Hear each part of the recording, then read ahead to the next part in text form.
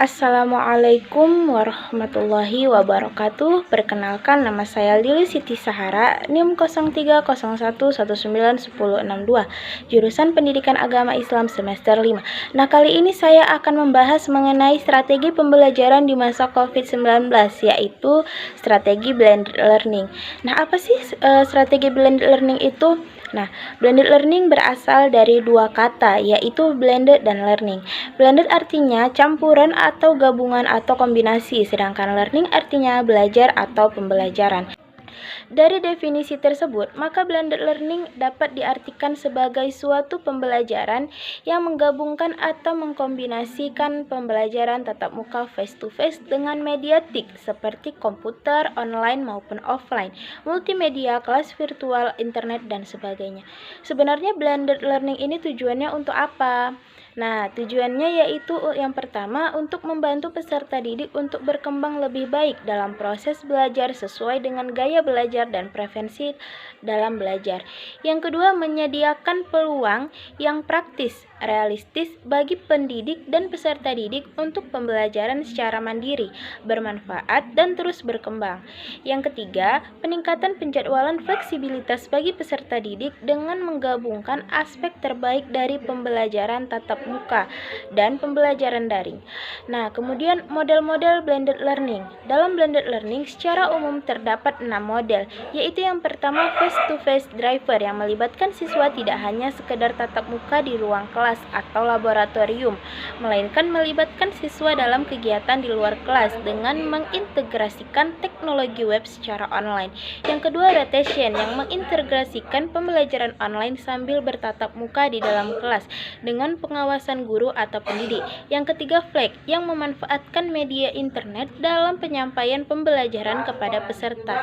Yang keempat, online lab, pembelajaran yang berlangsung di dalam ruang laboratorium komputer dengan semua materi pembelajaran disediakan secara soft copy, di mana para peserta berinteraksi dengan guru secara online.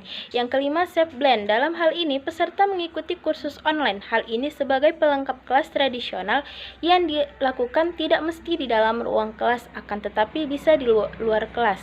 Yang keenam, online driver yang merupakan pembelajaran secara online yang dimana dalam hal ini seorang guru bisa mengupload materi pembelajaran di internet sehingga peserta dapat mendownload atau mengunduhnya dari jarak jauh agar peserta bisa belajar mandiri di luar kelas dan dilanjutkan dengan tatap muka berdasarkan waktu yang telah disepakati.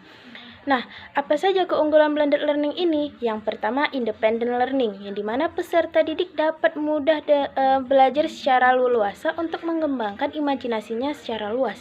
Yang kedua, pemanfaatan majunya teknologi informasi. Nah, blended learning ini dapat dimanfaatkan sebagai sarana untuk menguasai teknologi informasi agar tetap mampu mengakses informasi secara baik dan akurat. Yang ketiga, mengatasi permasalahan belajar terkait jarak dan waktu. Blended learning mampu mengatasi permasalahan ini dengan pesatnya teknologi informasi yang memudahkan pembelajaran jarak jauh. Selain itu, pada waktu tertentu, proses pembelajaran memungkinkan untuk tidak bertatap muka. Pembelajaran dapat menggunakan teknologi seperti internet. Kemudian, kekurangan blended learning. Nah, kekurangannya yaitu pemanfaatan media yang diperlukan begitu kompleks sehingga terkadang dalam penerapannya sangat sulit diaplikasikan apabila sarana dalam proses belajar maupun mengajar tidak didukung. Bila medianya beraneka ragam, hal ini akan berdampak pula pada lembaga pendidikan non-formal yang tidak memiliki penguasaan teknologi canggih atau teknologi yang diharapkan. Sejauh mana keefektifan blended learning di masa pandemi COVID-19? Nah, untuk merespon situasi seperti ini, dunia pendidikan memanfaatkan salah satu model pembelajaran yang sesuai pada masa pandemi dengan menggunakan blended learning. Pada awalnya, blended learning ini muncul sebagai jawaban atas kelemahan pembelajaran tatap muka dan pembelajaran daring. Saat ini, blended learning merupakan pembelajaran jarak yang paling baik dilakukan pada masa transisi menuju keadaan normal. Pembelajaran ini menggabungkan antara pembelajaran tatap muka dengan pembelajaran daring. Blended learning menurut Husamah menggabungkan ciri terbaik dari pembelajaran di kelas atau tatap muka dan ciri terbaik pembelajaran online untuk meningkatkan pembelajaran mandiri secara aktif oleh peserta didik dan mengurangi jumlah waktu tatap muka di kelas. Pesatnya perkembangan teknologi saat ini menuntut kita agar tetap tanggap dengan segala sesuatu yang berhubungan dengan teknologi canggih sebagai alat komunikasi. Mungkin hanya itu saja yang bisa dapat saya sampaikan. Lebih dan kurangnya saya mohon maaf. Assalamualaikum warahmatullahi wabarakatuh. Assalamualaikum warahmatullahi wabarakatuh. Saya Fikri Rahmadani akan menjelaskan tentang strategi pembelajaran daring. Pengertian pembelajaran daring. Pembelajaran daring sederhananya dapat diartikan sebagai sebuah sistem kegiatan pembelajaran yang dilakukan tanpa melalui tatap muka secara langsung, melainkan melalui jaringan internet.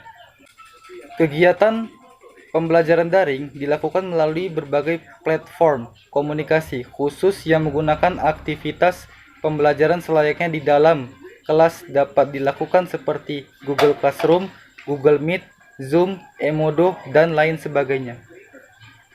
Melalui platform tersebut, interaksi antara pengajar dengan siswa pun dapat berjalan.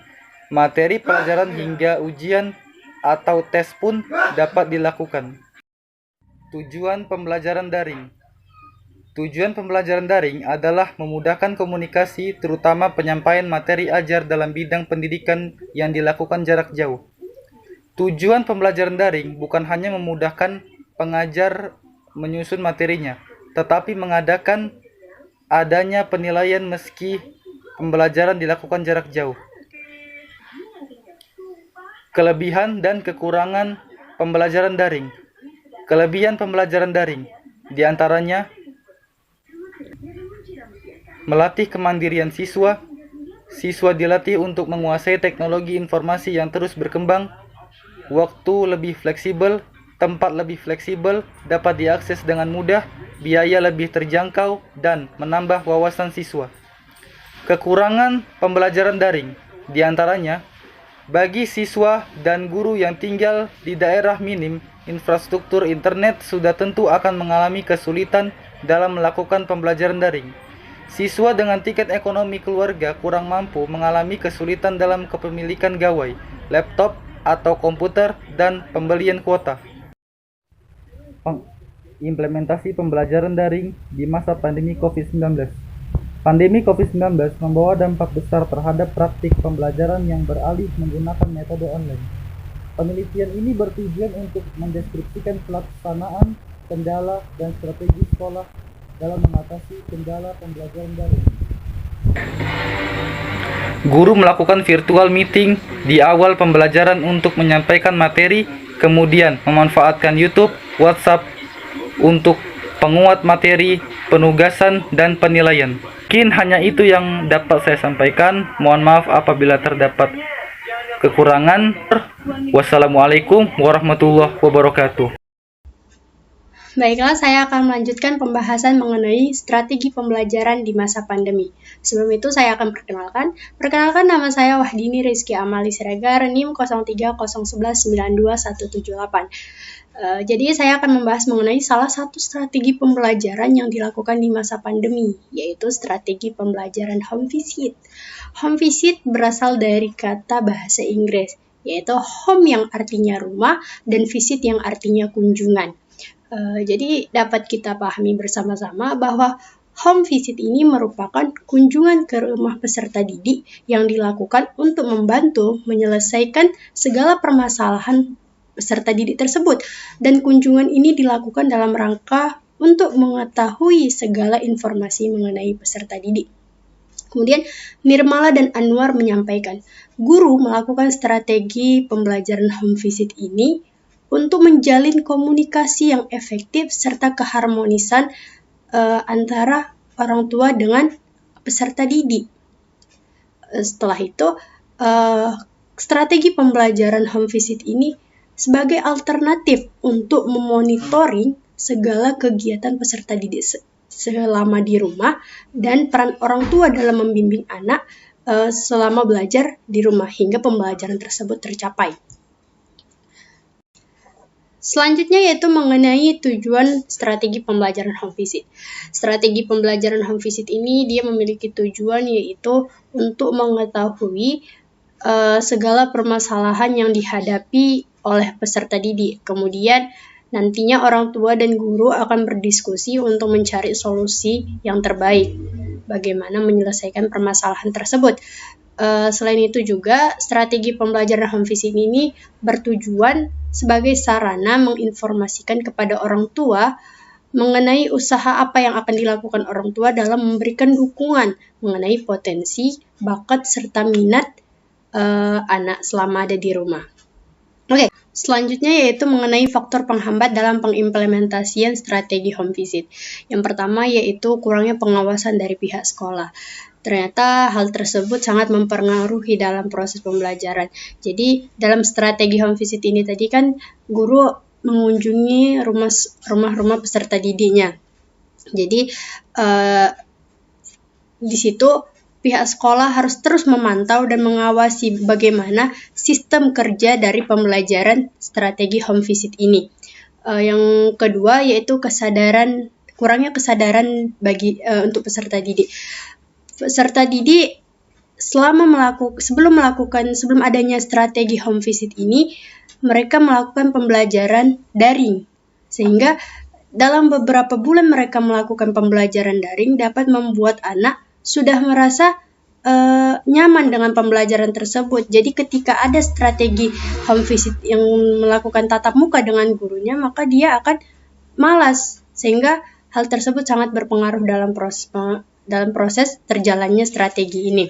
Yang ketiga yaitu guru yang tidak berkemauan dalam melaksanakan strategi ini.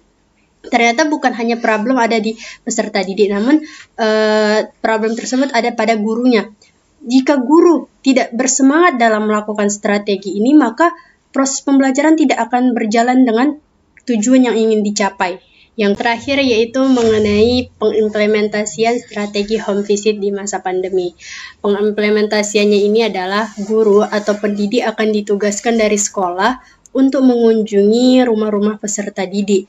Mereka akan mengumpulkan peserta didik yang rumahnya berdekatan, yang masih dalam satu kampung atau dalam satu desa, untuk belajar di salah satu rumah peserta didik. Dan biasanya strategi ini hanya mengumpulkan 10 orang peserta didik saja.